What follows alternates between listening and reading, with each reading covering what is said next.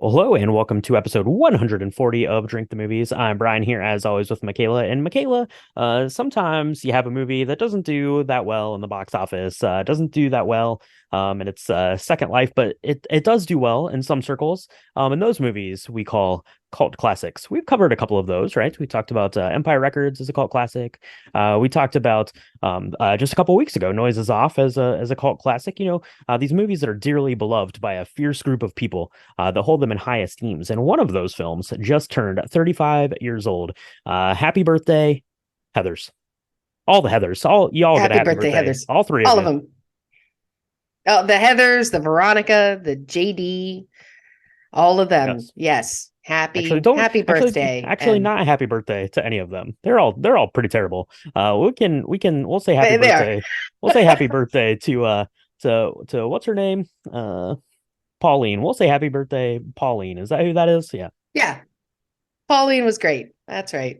That's right. Pauline was Pauline, great. Martha. The croquet was pretty good. I have to say, there's not a lot of croquet in films, and there's not a lot of films that's named after your three villains that all share the same name. It's a lot to keep track of. Luckily, they're wearing some different color clothes. But Michaela, the cult classic. This is going to take some talking about. Because I've never seen this. Oh, You it saw it really when you were is. little, and we're going to get into all that stuff. But you know what? Watching Heathers and now talking about Heathers, I definitely needed a drink. So what we're going to do is we're going to take a quick break. We will be right back and whip up this week's cocktail. And it was good. It was good. So that's nice. This week, our drink has turned blue to pay homage to Veronica's favorite color, with a blue whiskey sour. It also looks like liquid plumber Drano. What do they call it? Blue ease, blue ice, drain Yeah. blue Something something that in you the don't want to actual. drink. Yeah, Yeah. Yeah. Don't drink something that, you should not drink, but drink this but you should cocktail. drink what we're making because That's this is that. good. This is the best part about this whole experience. That's right. Yeah. So this cocktail, it comes from Cocktail Contessa, and it's basically a blue version of something we've done a couple of times in some different variations, and that is the blue whiskey sour. So you're gonna make this up just the same as you would any other whiskey sour, and this is the way that I made mine at least. So into a shaker tin, you're going to put 1.5 ounces of whiskey, half ounce of blue curacao. That's what's going to give you your blue color. That's where this is going to get a little bit of an orange flair to it. 3/4 of an ounce of simple syrup, 3/4 of an ounce of lemon juice, and an egg white. You're also going to put in a couple of dashes of bitters. Now, on Cocktail Contessa, she used bitters from Crude. Crude Bitters, called Bitterless Marriage. And that is a blend of like lavender, hibiscus, and oak bitters. I didn't have that particular one, so what I used was a couple drops of lavender bitters and a couple drops of oak infused or oak barrel aged oak cherry bitters in mine. Shake that up, just a dry shake to get that egg white nice and creamy. Then put in some ice, shake it again, strain it into a coupe or a rocks glass or a coffee mug if you want to do that. If that's how you're going to be serving this up to the worst of the Heathers. I don't know, maybe one of the Heathers, anyways. You're going to do that. You're going to drink it and you're going to enjoy it because it is real delicious. Now, Michaela, you made yours, same as mine, except you did find the bitters. So tell everyone about those. They're really cool. They come in this little drop bottle. And I don't know how big of a difference it made than what you had, but I really loved the way that it was both bitter and yet just the aromatics were very soft and like really Mm, lush because of the oak and the hibiscus. It was kind of flowery, but also earthy at the same time. And that was hmm really hmm cool. Which was a different kind of feeling. This is a riff on the whiskey sour, and all amazing whiskey sours have a egg white in them or the egg white derivative. Add egg whites because we use egg whites. If you don't want to use egg whites, you can use aquafaba. And so you dry shake that. And we're gonna get into like what you actually do in a second, but because it's a whiskey sour, it's pretty delicious. We love whiskey sours here at Drink the Movies. This is probably the eighth or mm, mm, ninth whiskey mm. sour derivative that we've done. But just a simple half ounce of blue curacao is all you need to turn this into a drain cleaner concoction that you can actually enjoy and won't kill you. That's true. It would be really good, I guess, if you were doing a Heather's party, if that's something that you're into doing. This was pretty good. It had just a little bit of this orangish hint to it, and then obviously it had a really cool color. There's the blue. I made mine as I sat down to watch the movie, so it was really, really good. So I definitely enjoyed that. Take a picture if you decide to make one of these because we want to see them. We basically like all cocktails that are pretty colors, right? Around here, drink the movies. So whip one of these up. Let us know what you think about this version of a whiskey sour. And stay tuned because we're going to be talking, like I said, about this cult classic of movies. We're going to be getting into it, and stick around. We'll be right back. Hello, Jason Dean. Greetings and salutations. You a Heather? No, I'm a Veronica. Spoiler warning for Heathers. If you've not yet seen Heathers, I'm sorry. I should apologize now. I don't know if it's going to hit the same way now as it did when it came out 35 years ago. And that's my defense when I picked this film. So it's 35 years old. It was released on March 31st, 1989. And a lot's changed in 35 years, especially for the American high school. And we're going to talk about that. But yeah, spoiler warning, we're going to talk about all the things Heathers. So if you've not seen it, you're definitely going to go want to mix up a blue whiskey sour because that's probably amazing. That's definitely amazing. And then you're going to watch Heathers and maybe you'll feel amazing about it and maybe you won't. I don't know. Hard to say at this point. That's right. Yeah, I was just very confused because yeah, it did come out March 31st. Yeah, here in the United States, but it apparently released in Italy in 1988. That's where the 35 years comes from. So I don't know. There you go. So this was directed by Michael Lehman, and it stars Winona Ryder, a very young Winona Ryder, is our high school student Veronica Sawyer. Christian Slater is her murderous boyfriend JD, and we've got Kim Walker, Shannon Doherty, and Lisa Ann Falk as the Heathers. So Michaela, Heathers is cult classic. I've said it now about 10,000 times, and that's because some people who really like Heathers, but a lot of people didn't really like Heathers because it didn't win any awards and it didn't make any money. Now, an Academy Award is not an indicator that your movie is good or not. We like to just say if they won, but usually some sort of box office result is a kind of a good indication. It made $1.1 million worldwide. The budget was about $3 million. That's not great. That's not great. But Heathers keeps getting like propped back up. It just keeps sprouting up time and time again. They turned it into a Broadway musical. It did a couple months on Broadway and then a little stint off Broadway. It was also done in London again for a very kind of similar brief stint there. But there is like a live recording that came out in 2022 of a London showing of the musical. So go check that out if you'd like. And there was also a television show, Heathers, that came out just a couple of years back. I think it was one season, and it basically tells the story of the movie.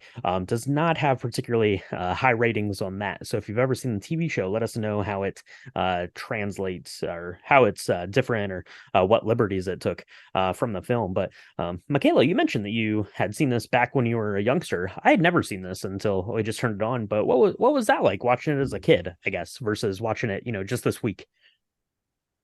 It was different. And maybe I don't know. I think it was different in that I don't remember a lot of some of the things that happened. I don't remember it being nearly as homophobic as it sits. I would say that. I remember at the time you really love the idea of getting back at people that aren't nice to you, and that whole frenemy thing. That was, I was in middle school probably when I saw this for the first time, so I was front and center living that life. And so it's kind of this idea that resonated, I think, at the time was like if you could, really change your friend group. And how would you do it? It goes horribly wrong in the movie, and it becomes like this black comedy. For it to be a black comedy, it's really got to be funny. And there are moments 35 years later that don't hit nearly as funny as they must have at the time, or maybe they never did. I don't know. I don't know. But I did always love the idea of Winona Ryder in this role. I mean, she was somebody who I love, like the way she took agency and like stood up to her parents. There's a couple of things in this Mhm. that are slightly still redeeming, even though the subject matter is real weird now. That's true. Yeah, Winona Ryder is pretty good in this. It's very wild to think now you have Winona Ryder in Stranger Things, and she looks like exactly the same as she did when she was like a teenager in Heathers. It's really weird. It's kind of off-putting that I age so poorly when we keep talking about these people that are aging really well. That's okay. Well, That's okay. It she does was have. also Dracula's lover in Bram Stoker's Dracula, like 3 years Mm, after this was is made. that what So it I'm is that what thinking she's is that what it more takes? vampire. Vampire. Could be. That's what it takes. Um, so there's some other kind of key things when you think of cult classic movies, and usually it revolves either around some sort of kind of fun or interesting action sequences or quippy lines. And this movie is full of quippy lines. It's got a lot of kind of these little one-liner zingers that depending on your personal outlook and probably the whenever you would have seen this the first time, probably hit differently for you or not. But kind of with that in mind, let's get into the movie a little bit. We're not going to go through like the whole ringer on this, I don't think. Uh, but I do want to get into the movie here a little bit, and it kind of starts out with these three girls. They're all named Heather. They're all wearing different colors. You got kind of like the main like ringleader Heather. She is played by Kim Walker. Her name is Heather Chandler, and then you have the other Heathers. Heather Duke, played by Shannon Doherty, kind of like the right hand uh, Heather, and Lisa Ann Falk is playing Heather McNamara. She's kind of like the third wheel, I guess, kind of in a way of the Heathers. She's the one that's kind of gets the most put upon. They're playing croquet, which seems to be fine. I do really kind of like this section. It's very like Alice in Wonderland feeling almost, and they kind of step on these flowers, and then they hit this croquet ball. It's Veronica Sawyer, who's played by Winona Ryder, like her head is just sticking out of the ground. And then we transition into high school. So we see kind of the dynamic here of this high school. And it's a typical, kind of 80s, 90s like high school thing. You've got the nerds sitting at a table, you've got the jocks sitting at the table, you've got the kids that they make fun of, and then you have the popular kids, right? So you've got the three Heathers, and then Veronica here, who is also a member of this little gang of up to no good girls. But Veronica seems to be a little bit on the outside. They're getting her to do things like forge letters to get kids in the class like in trouble and put them in situations that they can exploit and make fun of. But there's also a new kid in town, kind of, right, by the name of Jason Dean, JD, played by a young Christian Slater. He looks pretty cool. He has a cool leather jacket, and maybe Veronica thinks he's extra cool. Yeah, I gotta say, one of my favorite things about watching this as an adult in 2023 was the coolness with which Christian Slater takes on this character. I mean, I'm not gonna say that this character has a ton of layers or is like varied and changed. He goes from being like this bad boy to really being the bad guy, right? And Yep. the chemistry between JD and Veronica is palpable. And it's one of the things that intrigues me watching this, and also really grosses me out, because anytime Veronica doesn't want to do what he says, he just like grabs her and like kisses her very forcefully, and that's not okay. That's assault, let me be clear. But at the same time, you're looking at this and it's like he knows, he's like, I know you want, like, there's still this attraction that we have towards each other. And even towards the end of the film, when Veronica's realized that JD's this bad guy, she's like, I don't know what it is about him. I can't stop thinking about him. I can't get him out of my head. He's got this witty repartee that is probably the only saving grace of this film, is that I think it is actually pretty well written Mhm. from a script standpoint. And it's that saves in this kind of enduring relationship as it descends into like psychopathicness, and that makes it kind of interesting to continue to watch.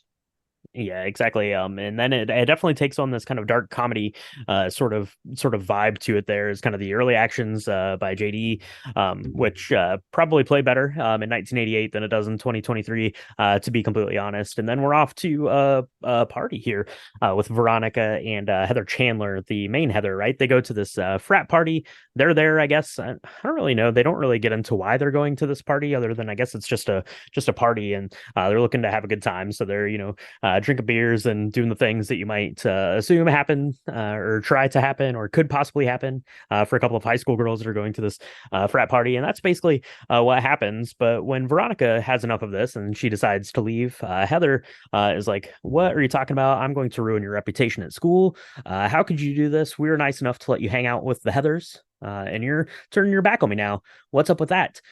So she goes home. She tells JD this, and JD decides it would be real fun to poison Heather.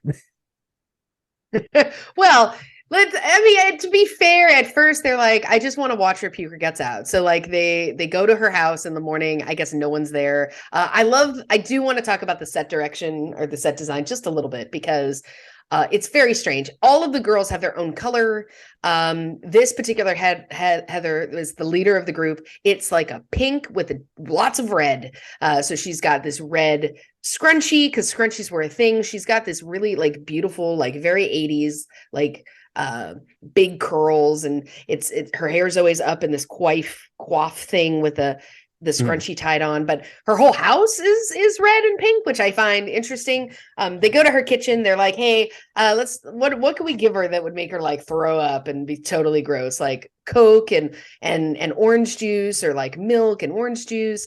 And of course, JD like goes right for the Drano. It's called like Plumber Flow or something, and it's in this big blue bottle, and it's gross blue liquid, and he only pours a little bit of it in a cup. And Veronica's like, "Dude, that'll kill her. Like, that's not cool." And this is where the part of it being a black comedy is a little weird to me, because I don't particularly find this funny. I don't think I found it funny 35 years ago either. I was like, that could really hurt somebody, right? And of course, they are kissing because that they can't keep their hands off each other. They do that a lot. Veronica, they do that a lot. They're doing this. Yes. She's only like 17. I don't know how I feel about that either. Anyway, they're kissing. She's not paying attention, Veronica, and she takes the wrong cup into the bedroom. And JD sees it, doesn't stop it. And that's when we should know as the audience that he's probably not a great guy. He's like, let's just see what happens. And so they wake up Heather. At first, Heather is really mad, and she's still saying awful things to Veronica. The thing about this that's kind of a weird example of teenageness is I think everybody has seen like the most popular girl also be like the most loved and hated person, right? Because there's a lot of jealousy there. But in this case, she's really not a good person. She we kind of skimmed over some of the things that she's done, but she makes fun of her friend who's struggling with an eating disorder. She totally bullies another person about their weight, and like sends a love letter in the handwriting of somebody else just to embarrass this person. Like she's like the worst of the worst. And so you don't feel so bad when she gets kind of duped into drinking this drink. JD's got this cup and he's like, "Oh, I knew she wouldn't drink it." And then she totally chugs it and then falls onto a glass table and instantly dies. And that's not how it really works, but that's how it works for this, which I guess makes us suspend disbelief long enough to continue this ride that becomes infinitely more dark. Yeah.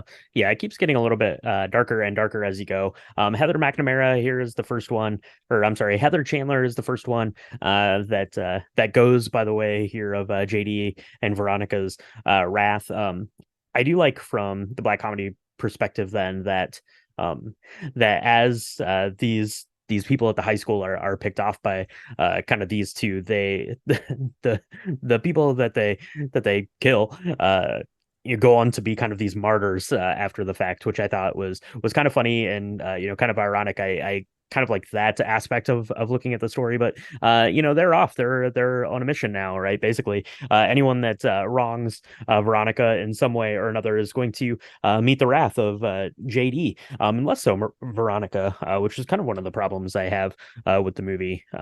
Here in the way that it's told. So there's these two jock guys that are there. They're starting to spread rumors about Veronica. They're going to be lured to the woods for some romantic tryst, and that's going to go awry in the eyes of the law there as they're shot down and go on and become martyrs there themselves. And yeah, kind of after these two guys have died, right? You have the main Heather is dead. These two jock guys are dead. And you have kind of the other Heathers there. Now Heather McNamara, she's struggling kind of with this. She's struggling with her life. She's like calling into the radio show, like seeking advice, seeking help, really reaching out. But you have the other Heather, played by Shannon Doherty, Heather Duke. She's trying to make a wee bit of a power grab because if anything is true in high school, it's that you want to be the most popular, and Heather Duke definitely wants that. Yeah. Yeah, it's interesting because there's a bunch of dynamics that start to happen all at once after those two gentlemen die. Now, they are also not nice. Like, none of these people are nice. I don't know if that necessarily means they need to die. And I think that was one of the things that Veronica comes to terms with, is she's like, look, I didn't want any of them to die. I wanted Heather Chandler to get sick. And I thought that this tryst that we were setting up for these two men would end up hurting their reputation and make them think twice about. Right. Yeah, it would embarrass them, right? But JD would is embarrass them, right? The way he's so far gone. Yeah. Yeah. He's like, no, you wanted him dead. And that's when she's like, dude, you're not right. Like, something is very wrong with you. And which is interesting because usually as a teenager, something horrible has to happen for you to realize that the person you're with may be a really psychotic person.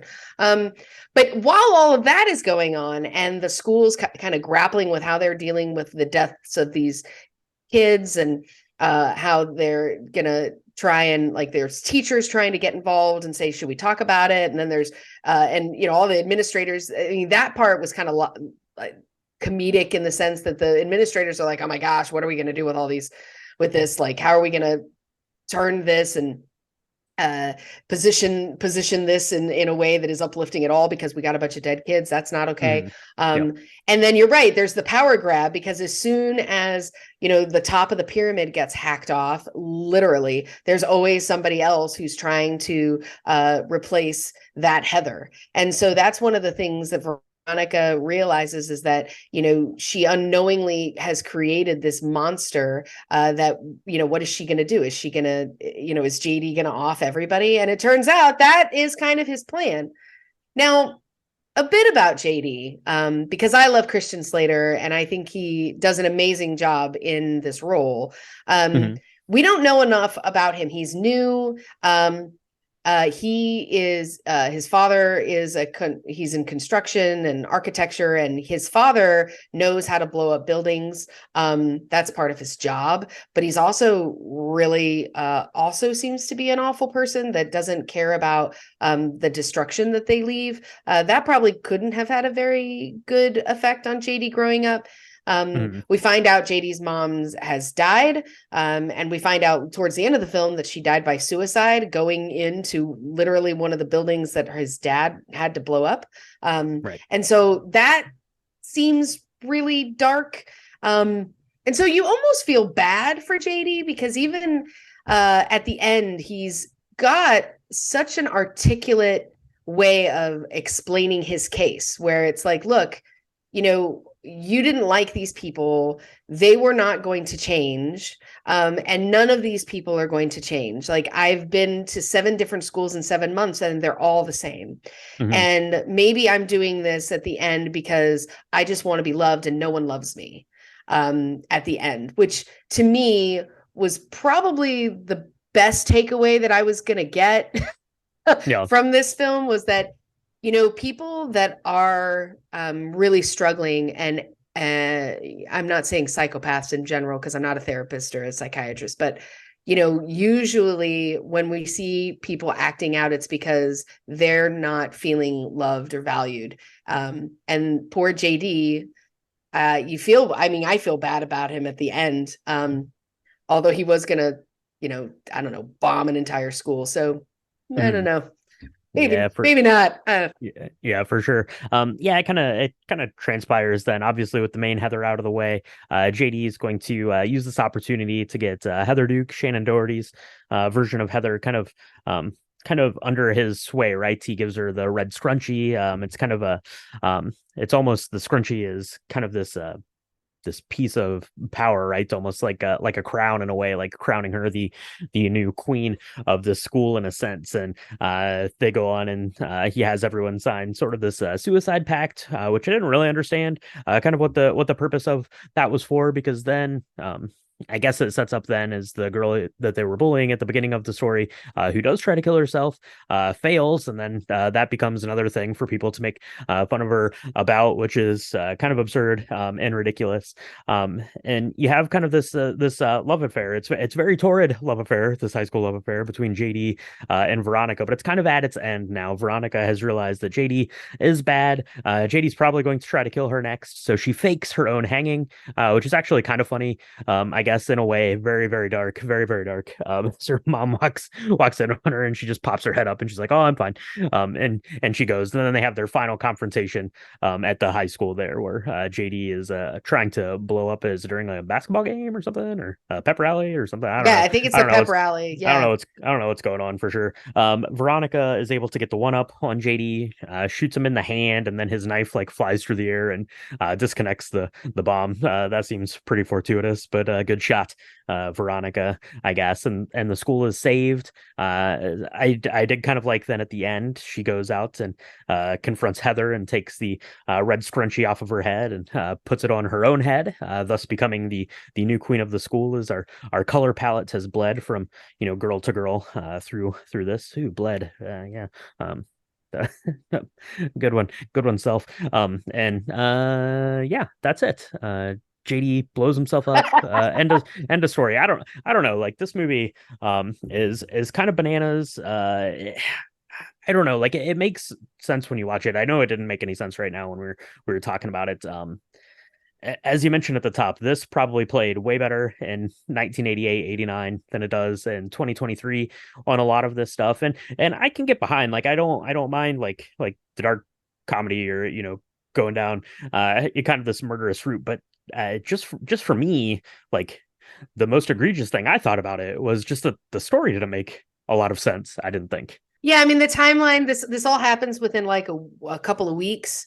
And I don't know how you go from I mean, Christian Slater's JD is very charming, but I don't know how you go from like there's this guy named Jason Dean to like not being able to like not touch him and Right. like killing all your friends and then being like I want to break up with you, to now I actually have to kill you to save all my friends. And then like I don't know. It was aside from the things that now as an adult I think about and I'm like, wow, this is hugely triggering and problematic for Yeah. anybody who's ever dealt with, I don't know, one of a million things, right? We have suicide in here. We have a lot of homophobia. We have a lot of eating disorders. We have a lot of fat shaming. We have, there's just a lot. Now, maybe it's a good thing that we're so kind of taken aback when we see it now, because this played well enough to become a cult classic. Hmm. But I'm not sure what this cult is. I mean, to be fair, we picked it because it was showing up in the last couple of weeks as everywhere, and we were like, oh, we should revisit this. I do remember seeing it, and I remember really liking at least looking at Christian Slater, because he's pretty cool at the beginning before we realize he's crazy. But I don't remember feeling this way the first time I saw it.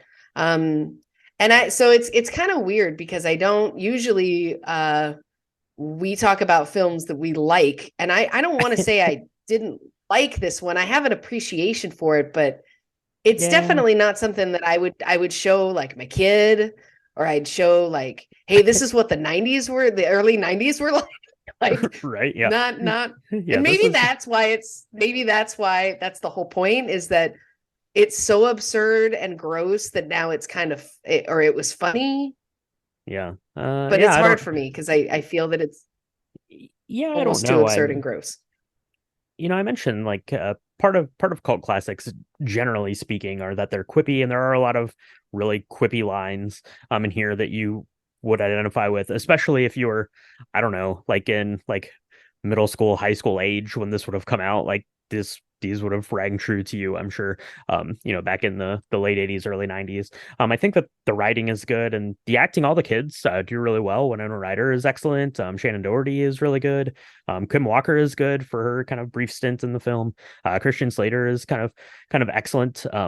And I like, on like the surface level, I like kind of this like vengeful wrath kind of story against your the people in high school that are bullies, or that are wronging you. Like I like that story kind of in theory, but I don't know, like I kept waiting for it to be kind of the case here. But Veronica to me always seemed like this character that was getting led into these things, right? Like she didn't intentionally poison Heather. That was something that JD, allowed to happen. Like that wasn't her intention to do, and it wasn't her intention to shoot that guy. She thought that they were blanks, and JD misled her. So really, he's going through this. It's not even like a revenge tale, like for Veronica.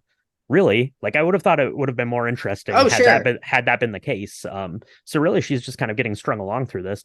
And also, I didn't really see that much difference between Veronica and the Heathers. It's not like Veronica was this kid that was getting picked on and bullied, right? She was their friend, and like they'd go to their house, and that's where they played croquet, because Veronica had this big sweet house with just watching the movie, I am assuming pretty well off parents, and she ran in that circle. It wasn't like she was the one being bullied, right? It wasn't, Right. it wasn't like she was Martha at the beginning, being bullied. Right.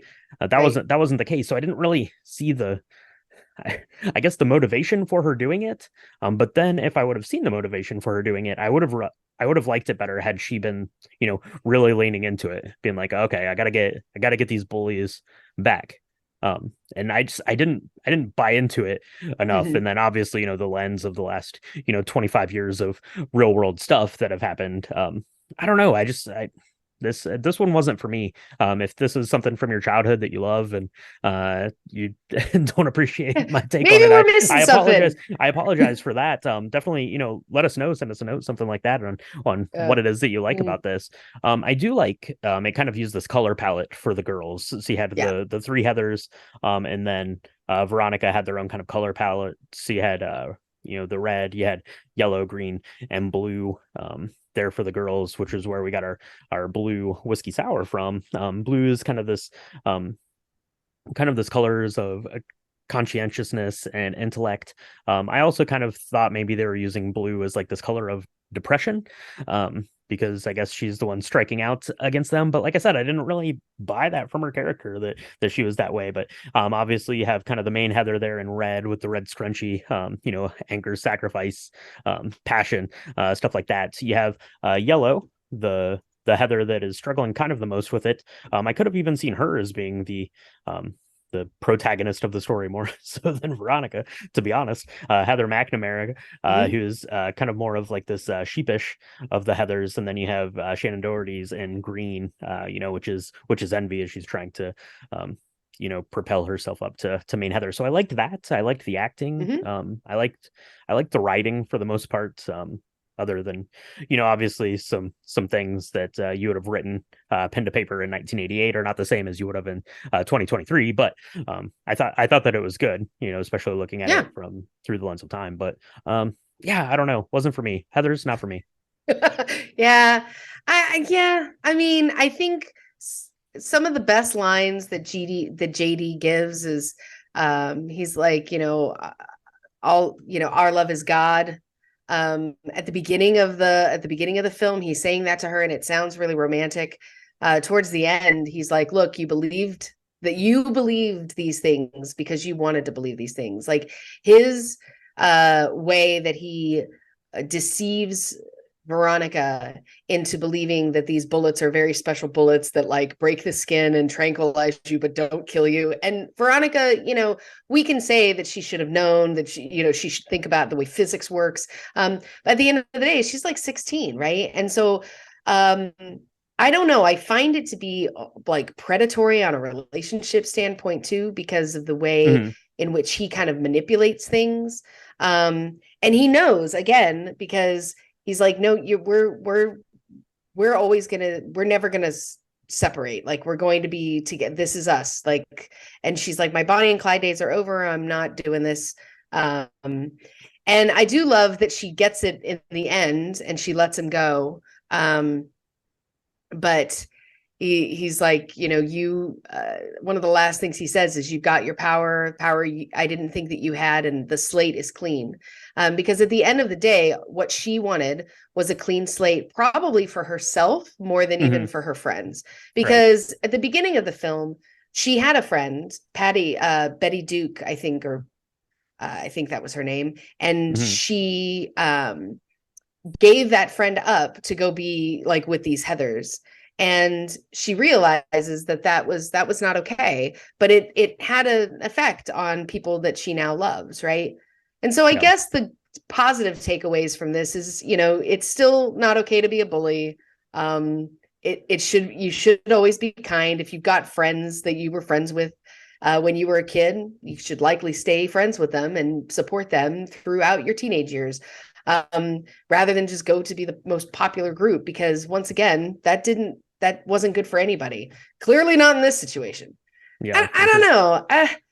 I do remember liking this film as when I was, you know, a teenager. So I'm not sure why. I mean, I know why I don't love it now, but yeah, it just didn't sit as well as I thought it would. And I don't know. Maybe I watched a cleaned up version of it, but I don't remember all of the really gross epithets that they used. That now they just put a really bad taste in my mouth. You know, I think feels icky. Yeah, it just feels icky. I think if we're going to watch a show about a historical time where words that we wouldn't use now are used, I would have prepared my heart and my brain a little bit differently, maybe. Yeah. I don't know. Yeah, for sure. Yeah, that's our messages. They are mixed just like they are in Heathers. So I don't know. That's about it, I guess. That was kind of the gist of it. It was a revenge story in one hand. I just thought it was pretty pretty haphazard in the way that it was told, and I don't know. I could have seen myself really liking it, but I just didn't like kind of the way that the particular story went here on this one. So let us know at home if Heathers is your jam, and tell us why we're wrong. That's fine.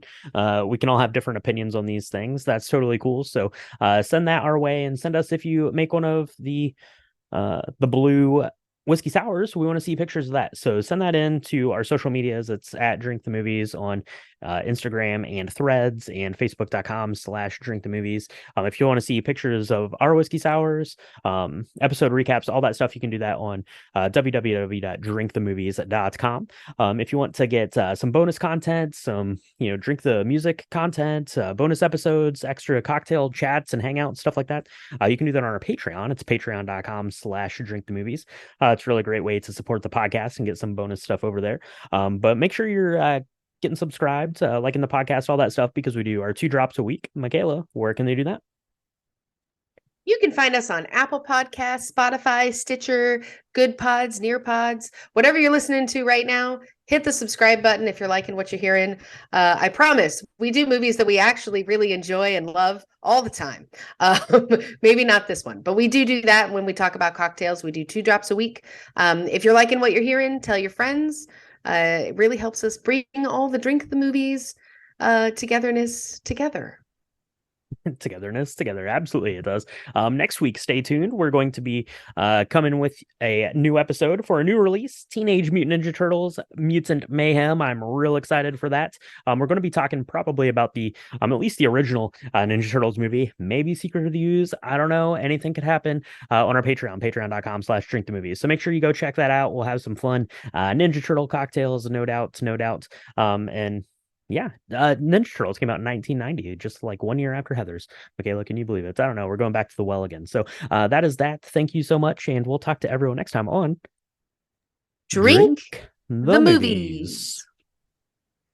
Great pate, but I got a motor if I'm going to go make this funeral. Why do I like this? Because you're an idiot. Yeah. I am. I mean, what 17-year-old likes pate? I Meat don't know. mousse? I don't Ugh. know. Mm. Heather's